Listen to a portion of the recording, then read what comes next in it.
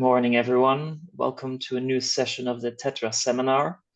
Our speaker today is Dr. Antonietta Castiello. Having obtained her PhD from the universities of Oldenburg and Venice Ca' Foscari in 2018, she's currently a research assistant at the Chair of Ancient History at the University of Oldenburg, where she works on a project on the Palmyrene Diaspora. Between 2022 and 2023, she was also a visiting scholar in the Faculty of Classics at the University of Oxford through a Walter Benjamin Research Fellowship from the German Research Foundation. Her monograph Augusto il Fondatore, la rinascita di Roma e il mito Romuleo was published in 2021, and a few months ago appeared an edited volume entitled Palmyrenes Abroad, Diasporas from Rome to Mesopotamia and Beyond, which she co-edited with Stefano Magnani and Michael Sommer. The volume includes a contribution by her entitled Palmyrenes Outside Palmyra, a case study in diaspora. And this topic also relates to the topic about which she will be speaking today. So Antonietta, the floor is yours. Thank you very much, Andy, and thank you very much for the organizers of the TeTra seminar for inviting me. I'm very happy to be here today. But without further ado, I would like to begin my presentation. I think, can you share with me I would like to share the screen, but it says I'm not allowed. You can share it now. Now? Perfect. Thank you very much. Okay, I hope you all can see my presentation. Not just yet. Not just yet. That's okay. Just 1 second.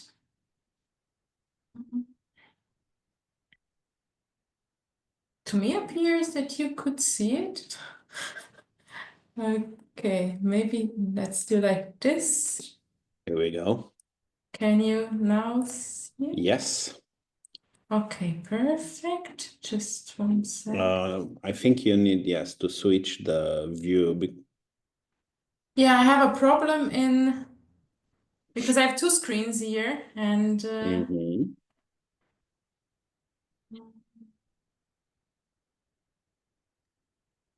you see it now? No, doesn't appear here. I'm really sorry. No worries. These things happen. I don't It's fine. understand what is happening. Take your time. Okay.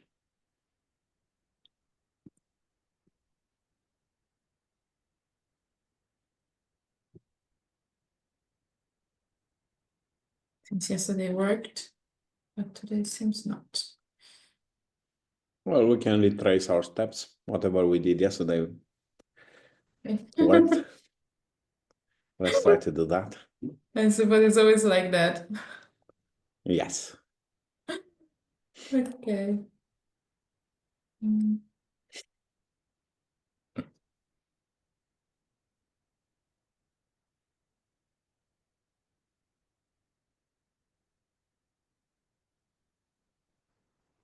Okay. Can you see it now? So we can see now, but we see your presentation mode. So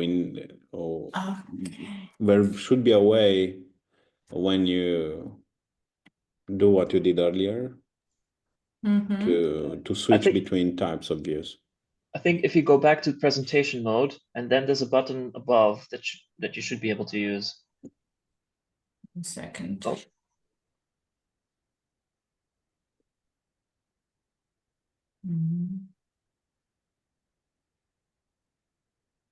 Seems really not to be working. It will. So I'm trying to present directly the PowerPoint screen. Okay, that's perfect. Let's go with that. Excellent. Yeah, I think now it's working, right? Yes. Yes. Okay, better like that. Perfect. So as I was saying, thank you very much for inviting me. Today I will begin to introduce you to the world of Padmore, aka Palmyra.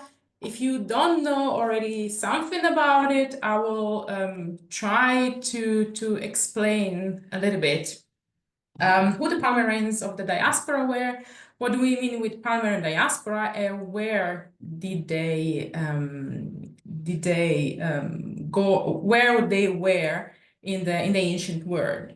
So as the only oasis far and wide in the middle of the Syrian desert, Palmyra was an obligatory stop for long-distance trade between the Roman and the Persian Empire. Since it was situated on the Silk Road, it became very quickly one of the most important and busiest trading centers of the ancient world. When did this happen? Well, it happened between the 1st and the 3rd century AD.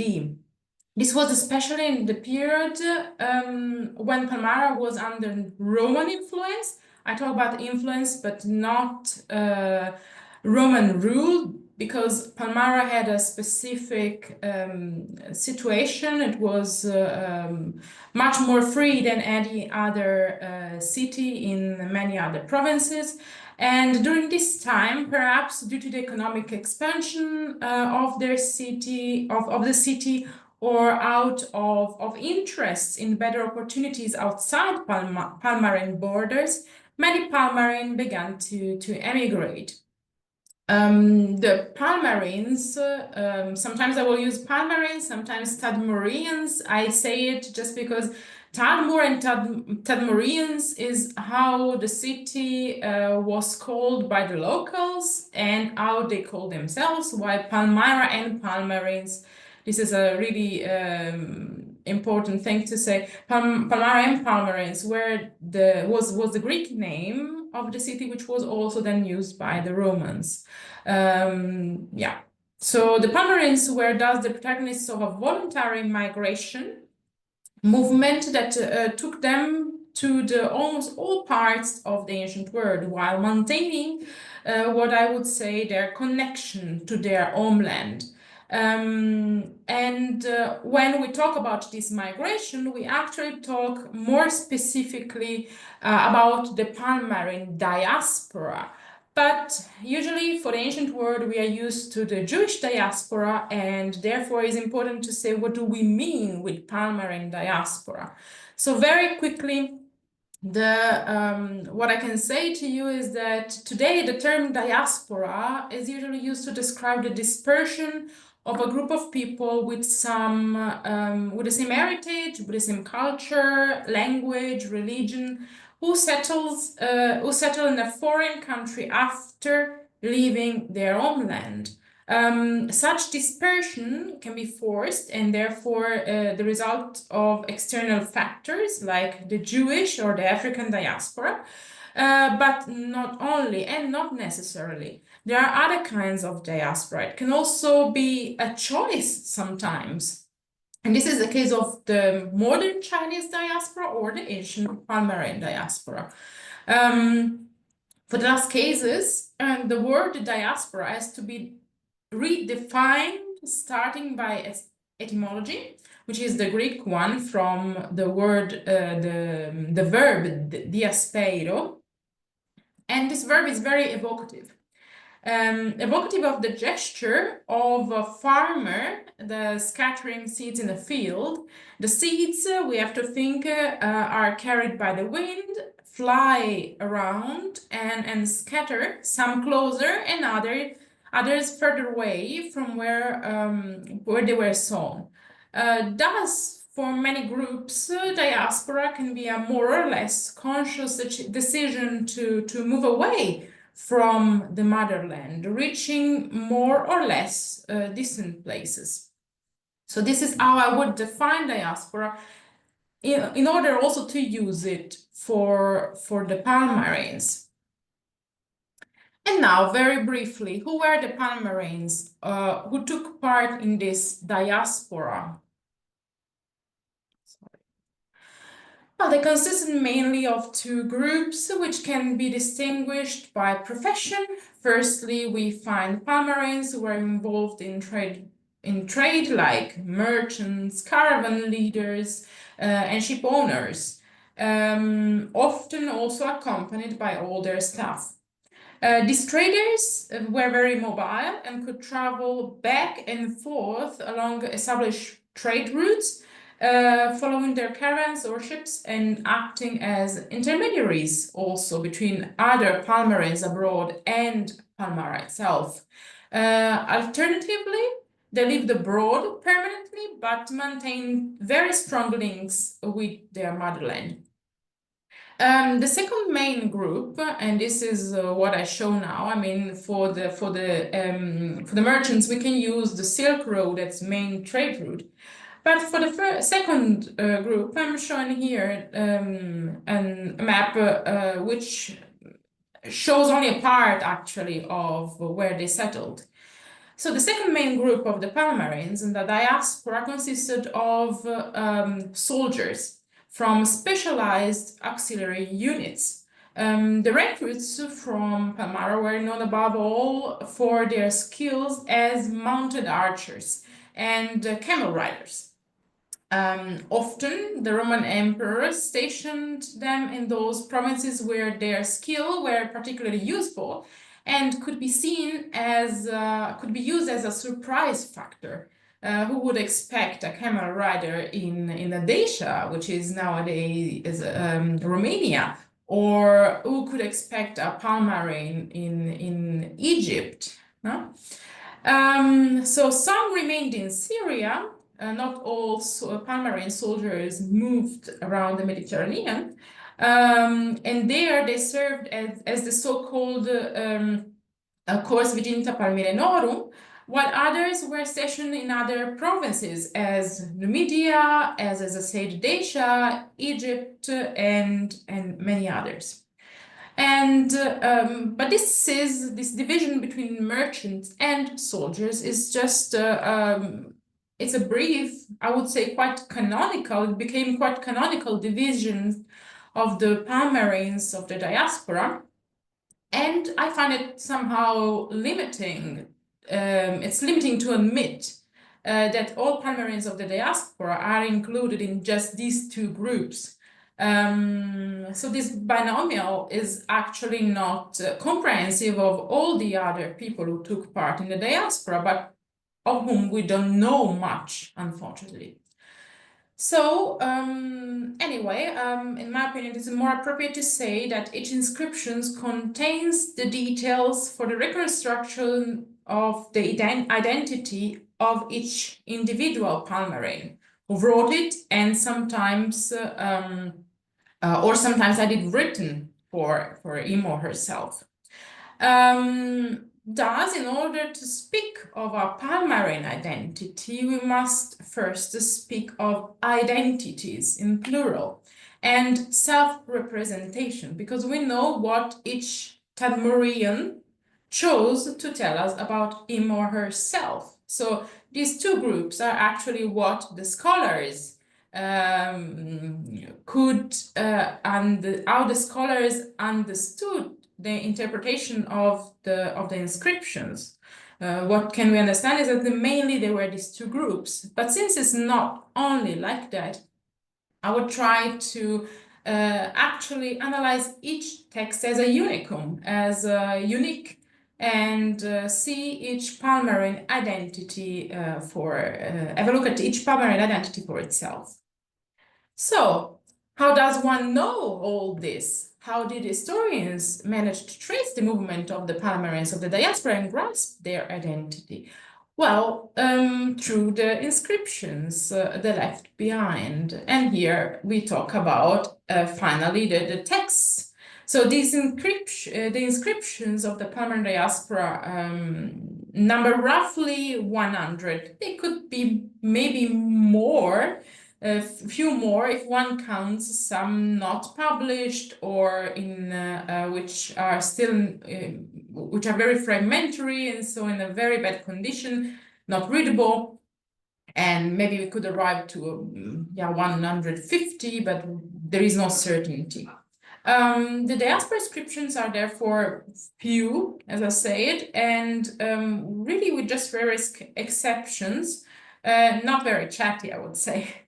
My work, therefore, consists of extracting as much information as possible from these inscriptions to try to give a face or many faces, let's say, to the diaspora people, the diaspora Palmyrenes. And I will start now with this first inscription. As you can see from the map, we are in Saudi Arabia, El Karkar, Wadi al-Sirhan. This first inscription is in a good condition and tells us quite something. I can only say that not much as one would like to. I will show you later there are better examples, but this is the most common kind of inscription that we can find for the formulas that are used in the text. So this is the inscription. I will directly, to go faster, read the translation. But you can see the transcriptions of the Aramaic text which is a specific Palmyrene dialect on the left side.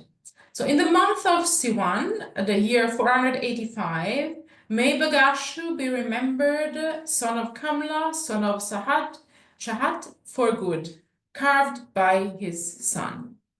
As can be seen from its transliteration, the text is quite simple and has a typical structure, as I said, for this kind of inscriptions.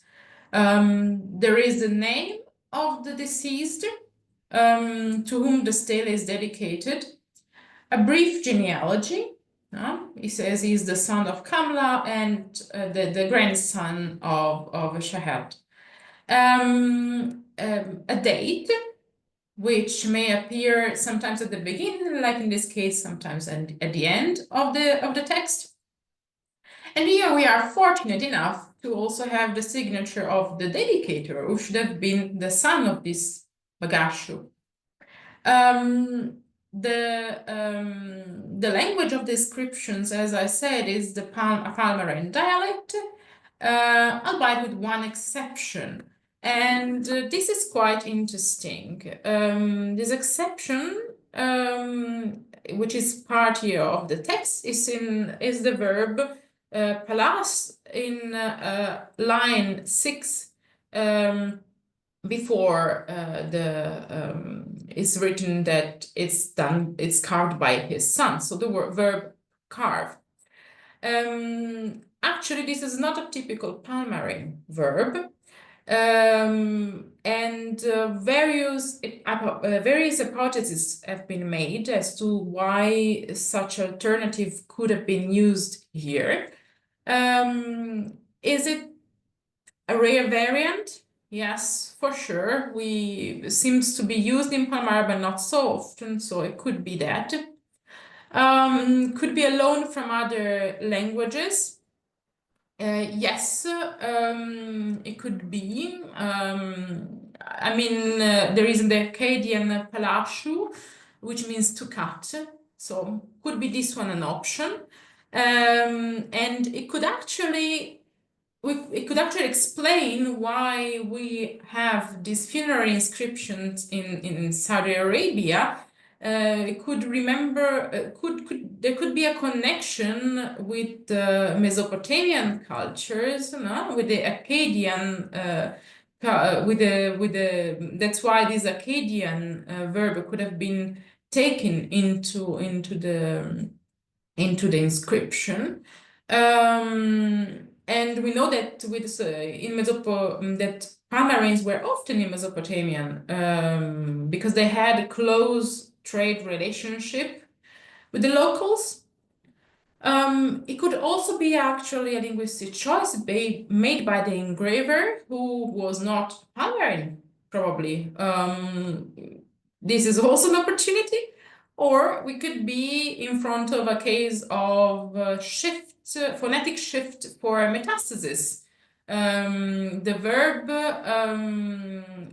gala could have become pelag and then peshal. I mean, there could be this opportunity, but I see it very difficult because yeah, in Palmyrene, it's actually not a language with grammar. When we approach the study of Palmyrene text, we can see other similar influences coming from other languages. And this is mainly because actually, first Palmyrene was a spoken Aramaic dialect, was not a literary language. And apart from this description, there is no Palmyrene literature. And the Palmyrene grammar, the main scholar Jean Cantineau in 1935 wrote, it's a reconstruction which comes from the observation of the inscriptions. So as a rule, normally scholars refer to the general grammar of ancient Aramaic to translate and also to pronounce then the Palmyrene. But there is no let's say there is no certainty neither about the vocalization of the verb and the words. And second, since Palmyrene is a dialect, those who used it couldn't always write it. And the craftsmen who carved the stele did not necessarily know Palmyrene. Thus, variations in the spelling of the words. Nonetheless, I think that maybe, even if there is no unanimity in the answer to why this verb is used here, one could think that since the stele was left in El Karkar and this specific verb shows Akkadian influences, we could be in front of the memorial of a Palmyrene merchant traveling along the Silk Road. But yeah, of course, this is just an hypothesis. And this is just my first example. So in more fortunate cases, however, the Palmyrene inscriptions provide us with information about the lives of their expatriates authors. And this is the case of this honorific inscription PAT 1091, found in so-called banquet fresco in a private house in Dura Europos. The text is the following one. So, shall be remembered and blessed the men who have been painted here, before Bel and Yarhibol, and Aglibol and Arsu, and shall be remembered Elashamsh, the son of Selat, and Tahima, the son of Yahiba, who painted this fresco in the month Tebet of the year 505. It's very here. This text is located slightly to the right above a painting that depicts, as you can see, an Antioch scene. And it is entirely written in Palmyrene, as you could also see. Unfortunately, the description survives in a fragmentary condition. This is the best part of it, the one that we can read.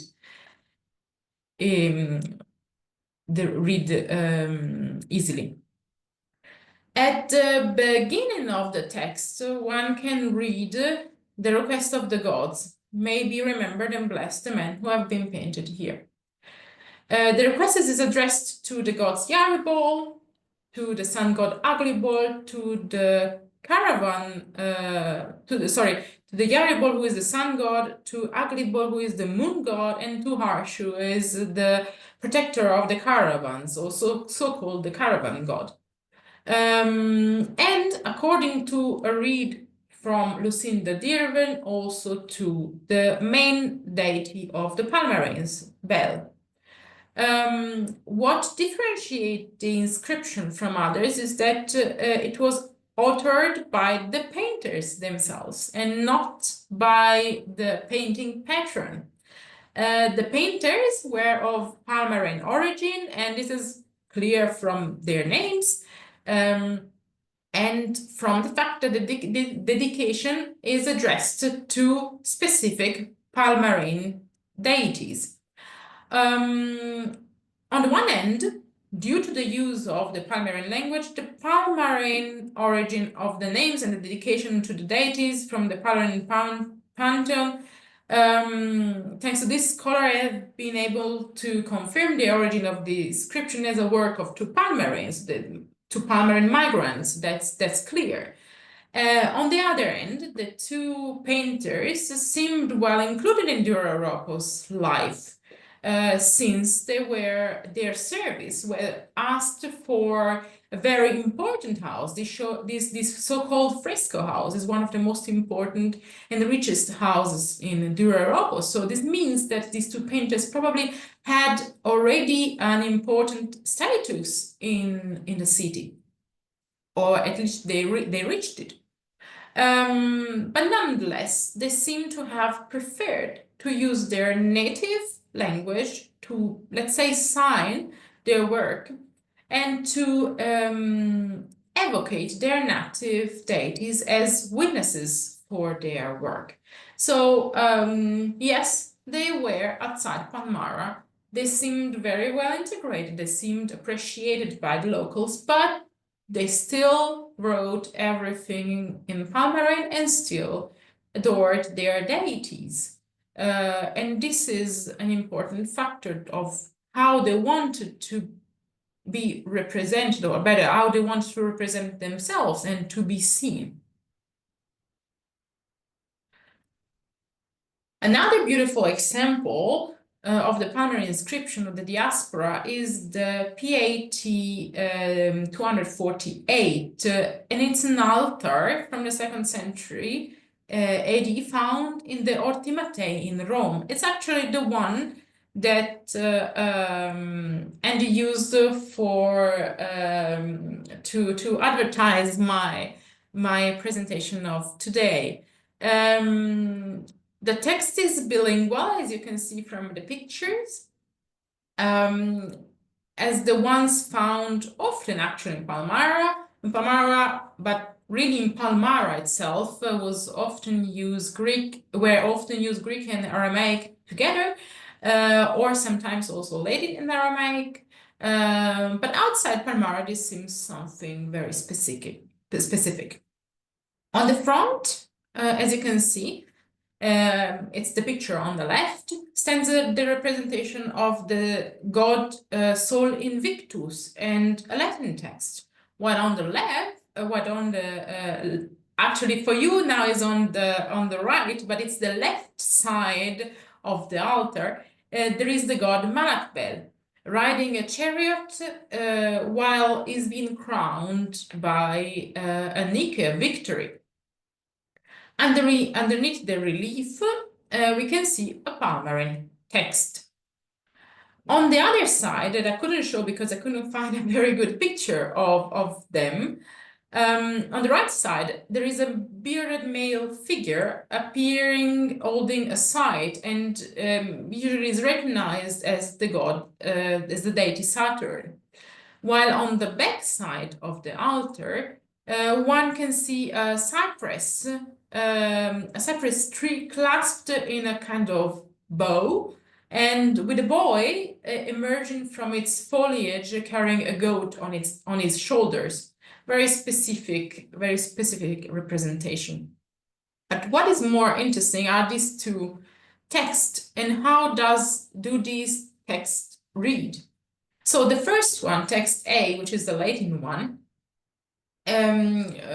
tells us this: consecrated to the most holy Son, Tiberius Claudius Felix and Claudia Helpis and Tiberius Claudius Halipus, their son, have fulfilled a vow gladly and deservedly, Calbienses of the 3rd cohort. And then in the Aramaic text B, I will call, Tiberius Claudius Felix offered this altar to Malakbel and the gods of Tadmor, and to the Tadmorians, and the Tadmorians offered it to their gods. Peace. So the dedicators of the Latin inscription A, are a family consisting of Tiberius Claudius Felix, Claudia Elpis, and their son Tiberius Claudius Alippus. So this means they were a father, a mother, and a son. The first interesting feature is that the father used for himself a Latin name in both texts, not only in the Latin one. But while he dedicated the first inscription to a sun god, the Sol Invictus, which is a Roman deity, in the second one, we see a dedication to Markbel, who was, yes, also the sun god, but of the Palmyrene. And also in the Aramaic text, in the Palmyrene text, there is a dedication to also other deities of Tadmor. And while in the first one, the co-dedicators are the wife and the son, in the third line of the inscription B, we can see that there are names, the so-called Tadmorians. If with that he meant again the wife and the son, or some other Tadmorians, we actually cannot know. And what we can say more about this is that in the text A, the only hint that could possibly point out to the family's foreign origin is actually this reference to the Calbienses. At line number 7, we see it, these Calbienses of the third court. And what could it mean? It could mean that they were living in this third court of the Horea Galbana. And with courtes, usually we are intending what the ergastula were, in which usually public servants who worked in the Annona warehouses in Rome lived. There are different hypotheses on this, on how to interpret this. I have to say I prefer usually the one of the historian Catherine Villouvet, according to whom this Aurea Galbana were a kind of marketplace where people of different origins and status lived and worked. This would be plausible, since from Claudius' Latin name, one might think of his status as a freedman, a libertus, or maybe a peregrinus, or even a second generation one. So his parents could have been Palmyrenes, and he could have been born in Rome. While there is such a great difference between the Latin and the Aramaic inscription, well, one could affirm that with the Latin text, the dedicator likely wants to show himself and his family as members of the Roman society. In the Palmyrene version, everything except the name is translated. And with translated, I don't mean translated perfectly A to B, but it's a kind of, it takes what is important for him and makes it understandable for the Tadmorians, changing it into cultural concepts which are familiar to the Tadmorians. Differences between bilingual texts are actually typical, above all for the inscription which we find in Palmyra. But since this altar was not found in Palmyra, the choice of using Aramaic for a dedicatory monument built on foreign soil puts the divergences between the two texts in a different light. On the one end, with a full Latin inscription in which he did not show any Palmyrene identity marker, Tiberius Claudius Felix likely wants to show to the Romans how well maybe he integrated into the Roman society. While on the other end, with an Aramaic text, he revealed to his fellow Palmyrenes that at heart he was still a Palmyrene. And this is just my hypothesis, but it shows that not all Tadmorians, not all Palmyrenes want to be remembered only for their origin. Some of them were probably very well integrated into other cultures for maybe not for their choice, or maybe really for their personal choice, or because, as I said, they were maybe the sons of or the daughters of ex-slaves or migrants. Another inscription, a very brief one with honorific character, is found in the province of TeTra in the city of Prolissum. Actually, this is our last inscription. It's really very brief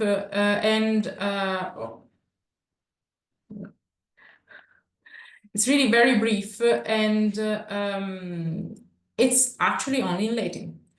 And this is the text. For Silvanus Domesticus Mucianus, optio of the Palmyrenes, placed a votive offering gladly and deservedly. So, you see it. It's only Latin language. The name of the dedicator is Roman. There is no dating available. So it is clear from the reported rank that Mucianus, what is clear? He was a soldier, in this case an optio, who was normally this centurion's assistant, and in each manipulus we could have found two of them, that he made a vow to the god Silvanus, which was normally a minor deity from the countryside, but which here is actually remembered with the adjective of domesticus. In this inscription, the only information that could allow us to identify Mucianus as a Palmyrene is actually the word Palmyrenorum, but it could refer, it could refer to his deployment as a soldier in the Palmyrene auxiliary unit in Dacia, which was actually at the beginning really composed only by Palmyrenes. But since we don't know from when this inscription is, so when he let it inscribe, we actually cannot be sure. With time, also auxiliary units were opened by the emperor for locals and for other, even Roman citizens. So we actually cannot be sure that Mucianus was a Palmyrene. This makes it very, very difficult to ascertain whether Mucianus was a Palmyrene or not, but it also leads us to understand how at a certain point it was no longer possible to distinguish between Palmyrenes and non-Palmyrenes, even if we want to. So in conclusion, I've tried to show today just a very small extract of the variety of the Palmyrene inscription of the diaspora and how each text encapsulates a range of information and clues, such as language, choice, cults, genealogy, place of origin, even the job of the dedicator. That when cross-referenced can help reconstruct the Palmyrene identity. And not only that, they can help us understand more deeply the place occupied by the Palmyrenes of the diaspora within the host society. The order in which I have shown this inscription is in fact neither random nor chronological, but follows the level of interaction, this degree of interaction that I formulated between Palmyrene and non-Palmyrenes. This ranges from this degree of interaction ranges from inclusion to assimilation, to integration, and at the end reaches assimilation. By which I mean that it goes from inscriptions in which the Palmyrenes retain all the main features linked to their motherland, to their total fusion into the culture that welcomed them. This goes, of course, through a time that I call integration, when they seemed interested in displaying both tendencies. What I'm proposing is neither a perfect model nor a path followed by all Palmyrenes. It is rather a way for me created to visualize the diversity of the Palmyrene approach in creating their own image and therefore their own identity in the diasporic context. Each text is in fact each text in fact encapsulates the word of each individual, tells us part of a story that is always very different and very fascinating. And our job as historian, philologists, archaeologists is to try to grasp a little bit their meaning and reconstruct each one in the best possible way, I would say. So I'm at the end. I want to thank you very much for your attention. And yeah, I hope that you have some question for me. Thanks. Thank you. Thank you very much indeed, Antonietta, for guiding us through this spectrum of identities and inscriptions and showing us how important elements of language, of names, of different ways of translations are to reconstruct all these, spectrum of identities once again. The floor is now open for questions. If you have one, you can either write it in the chat, raise your electronic hand, or wave at us. I will gladly break the ice and ask the first question that actually has to do precisely with this final spectrum that you show us, the lines of integration. It was really fascinating what you show us, especially in the last two inscriptions. But what got my attention was that the places in which they identified most as integrated are dedications, inscriptions for like altars or dedications. So I was wondering whether you have found inscriptions, whether you can see the end of the spectrum of integration, so assimilation, on funerary inscriptions. Actually, for now, not really. And I think that the point is that, as I said, assimilation is very difficult to find, in the sense that how can we say that it was assimilated, which should have other inscriptions or other text, maybe a diploma or something like this, which could help us, in the case, for example, of the soldiers, to understand that he was before a Palmyrene. And the point is also that actually, I think at one point, yeah, the main one who are assimilated are the ones who get the Roman citizenship, and these are the soldiers. And the soldiers then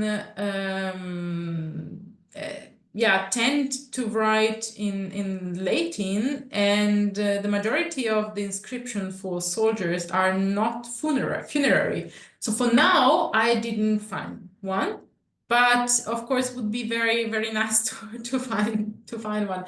I think, but at one point, assimilation can only be told by living Palmyrenes, and with this I mean that it's easier to find to understand a quiet assimilation from dedicatory inscription than a funerary one. Funerary inscription is always written by someone else, or let's say a son, the wife, and so on write it. So at one point they write it as maybe they wanted, and not as the Palmyrene, who maybe was assimilated, felt like a Roman and not anymore as a Palmyrene wanted. So I can only say that all the doubts I have about it, because assimilation is really the most difficult one. I cannot show assimilation, I can show quiet assimilation, let's say like this, because in the moment in which a Palmyrene is assimilated, it's not anymore a Palmyrene, or it doesn't want to be showed, it doesn't show himself as one. Yes, exactly. Thank you very much. And you showed us very well how the importance of choosing how to present oneself is for this kind of inscriptions. So thank you. Ian has the next question, I guess. Yeah, thank you very much. Can you hear me well? Yes. More or less, yeah. Thanks, that was really fascinating. I'm really intrigued also by the fact by this Palmyrean dialect, and I was wondering if you could say a little bit more about this in both its script as well.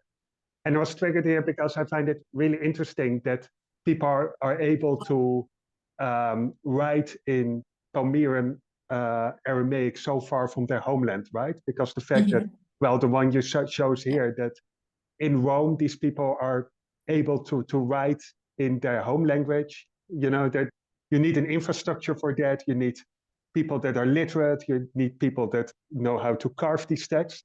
So I was interested if you could say a little bit more about that and how many of these, about 100, are in this Palmyrean Aramaic dialect, because the last one you showed was of course, in Latin.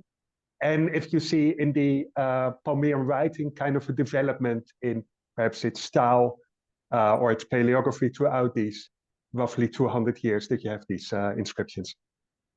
Thank you very much. I mean, unfortunately, and I am someone who likes very much to, I'm a historian, but I try to be a philologist where I can and to look directly at the inscription. The problem is that many of these inscriptions, we have them through the Ingold archive, and so through the transliteration or the copy that Ingold did of them, and many are actually not existing anymore.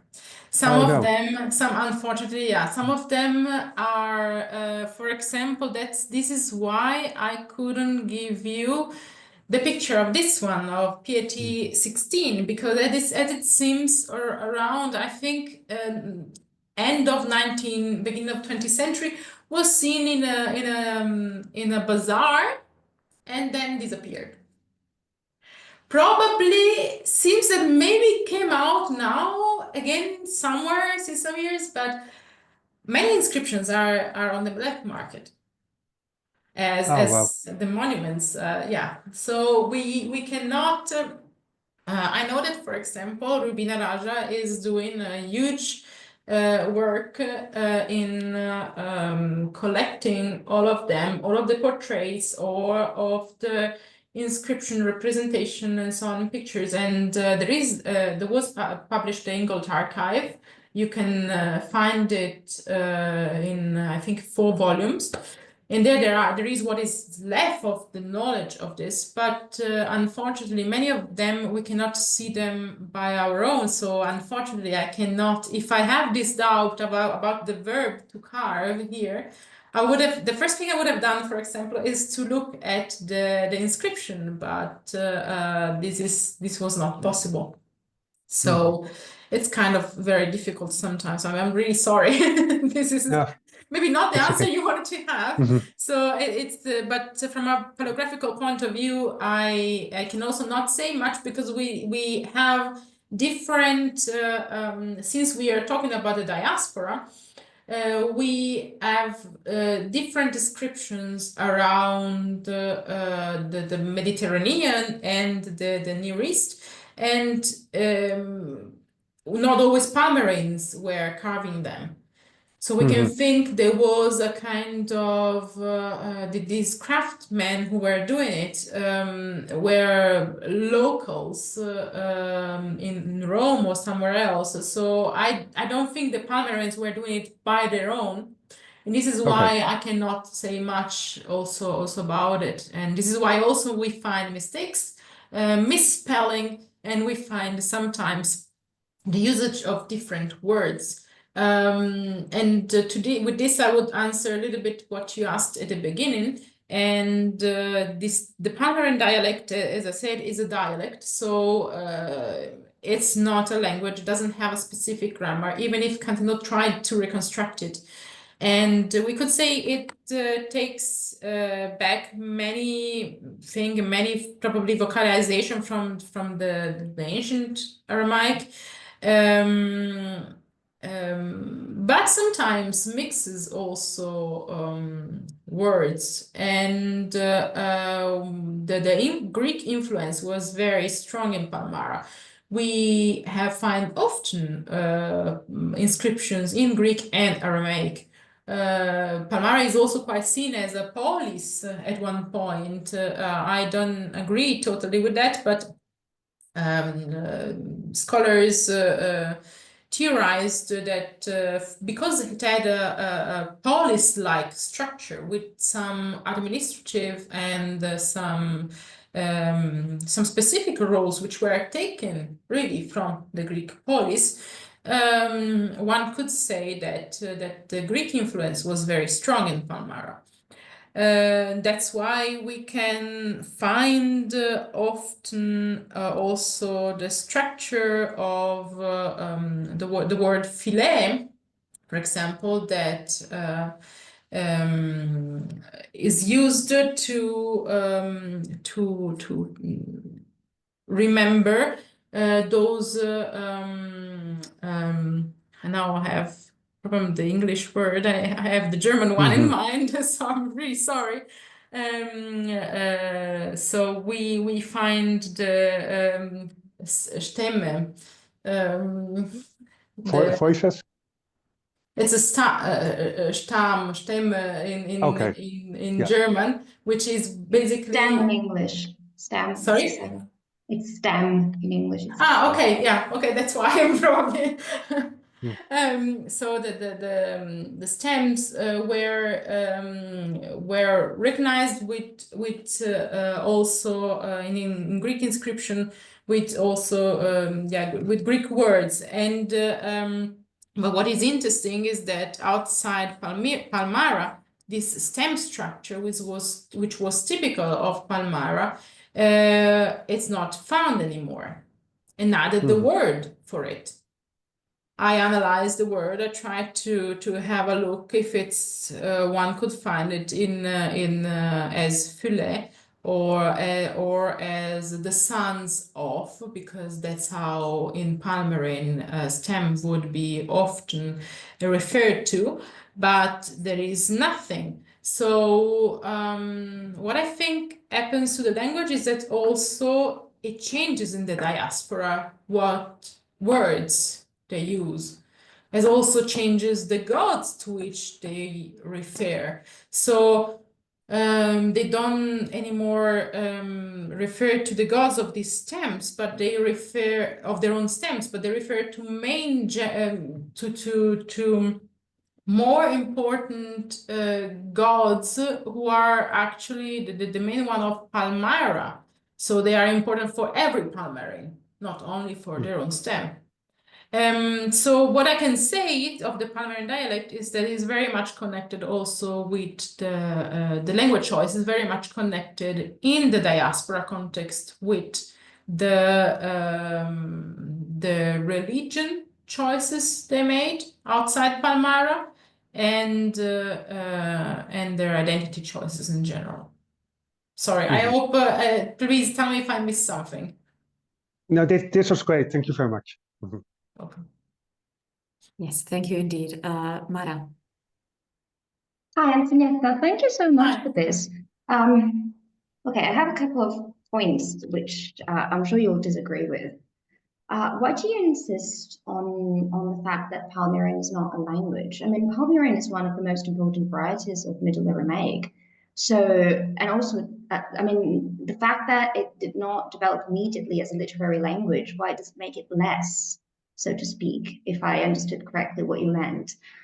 And most importantly, in my opinion, the fact that we can spot so many Greek influences, how does it make any different from any of the Aramaic varieties of the Middle and Late Aramaic? I mean, we're talking about languages that were spoken in an area that was controlled by Greek rulers. So we can see Greek loanwords or the influence of Greek, legal practices and so on and so forth, basically everywhere.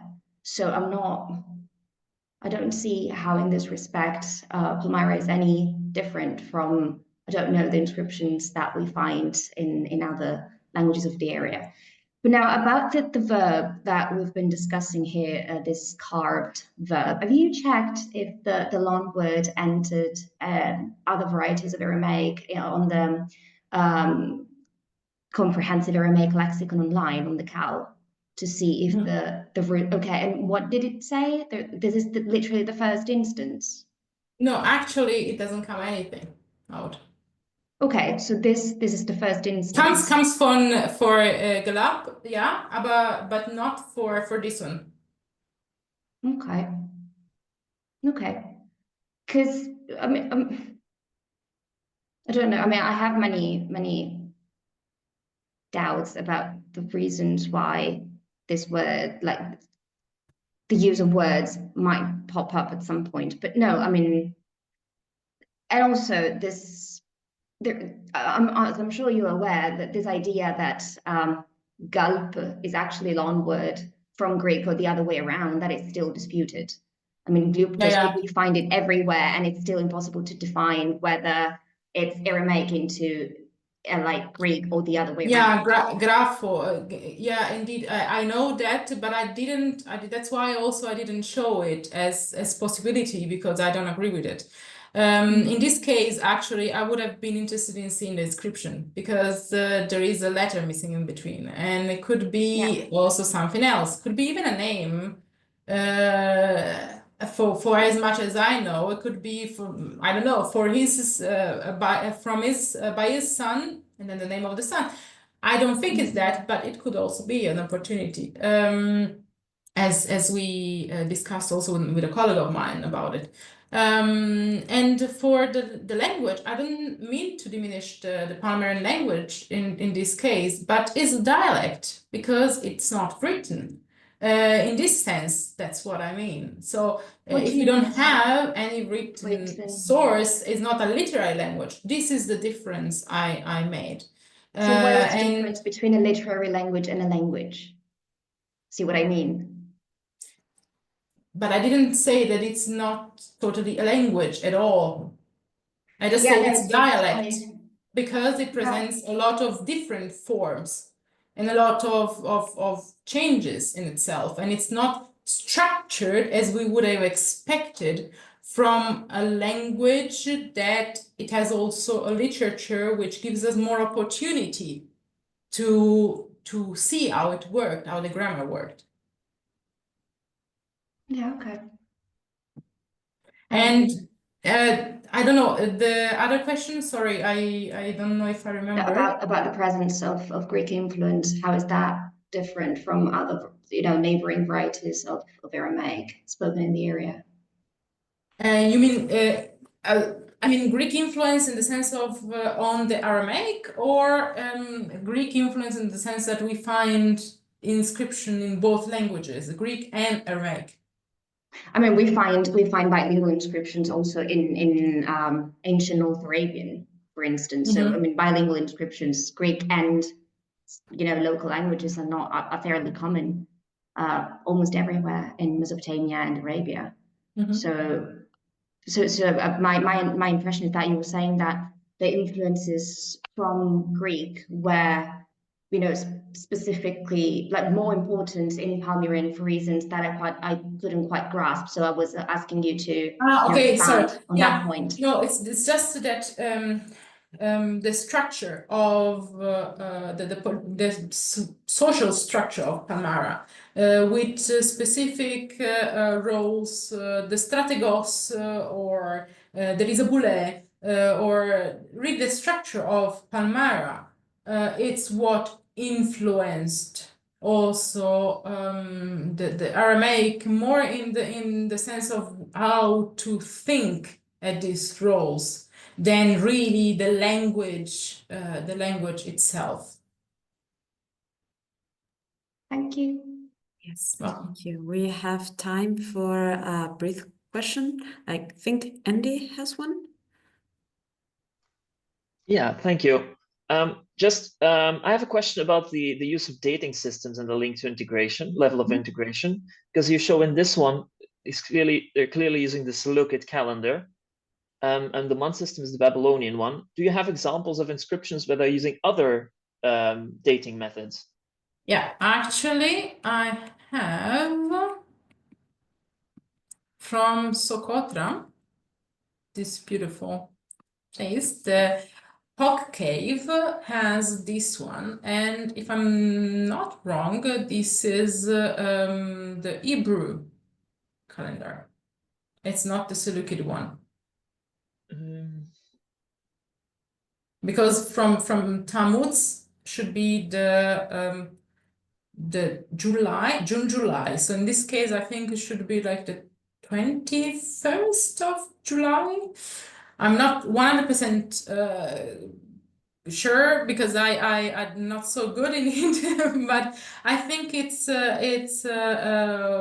is not a month that I found in the Seleucid era. Well, I meant the Seleucid area in terms of the year, but the month system is clearly the Babylonian one, because it uses for the June one was also the Hebrew calendar or the Babylonian one, not one that matches the. Well, I only know about the Syriac one. So this is. But do you have completely different ones? I mean, not this type of system, because this looks similar to the other one you showed. But do you have like from other contexts where they're relating it to different, very different eras, or is it only when it's there, it's just this their own system? When it's there, it's their own system. I couldn't find other. You mean like the Roman calendar or something?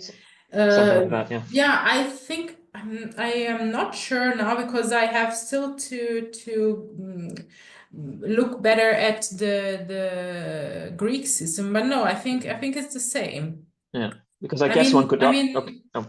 David Taylor also wrote an article about it. Okay. Which is correcting the PAT, the Palmyrene Aramaic text, which is the one, I think I have it here, an annotated index of dated Palmyrene Aramaic text. Yeah. And as far as I remember, this is the Greek one. Yeah, also in Greek, they use the Seleucid one. So could you argue in certain cases that the not using this era is also a sort of an example of further of assimilation, or is it just depending on context? So you mean using this era, not using the era means that assimilation. Yeah, but depends. If all the rest of the inscription presents like language and religion, which are the usual one, it's very difficult to talk about assimilation. I would talk about assimilation more like I would talk about integration. Yes, because some things are taken from the society in which they are welcome, but assimilation is really when they use the language, the religion, the name, they name themselves with the local language or whatever, and when really everything is there. And in the case of the last inscription, indeed it could be, if we have the dating, we could say if it was before the middle of the 2nd century, then it could be an example of assimilation. But since it's not, this is the problem, because after that there were other ethnicities, other people were locals and so on were admitted into the auxiliary units. So it's then difficult. But otherwise, this would be the perfect example. Why? Because the only thing that tells us that they were Palmyrene, that he was Palmyrene, is that he was part of this unit that was specifically made out of Palmyrenes. So this could be, I would be here expecting then a date which is a Roman one, not a dating system that is Roman, for example. Okay, thank you.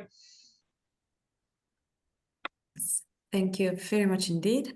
Unless there is a last question, please join me in thanking Antonietta once again for this paper, and thank you everybody for joining, contributing to the discussion. Thank you again. See you all next time then. Thank you. Bye. Bye. Thank you.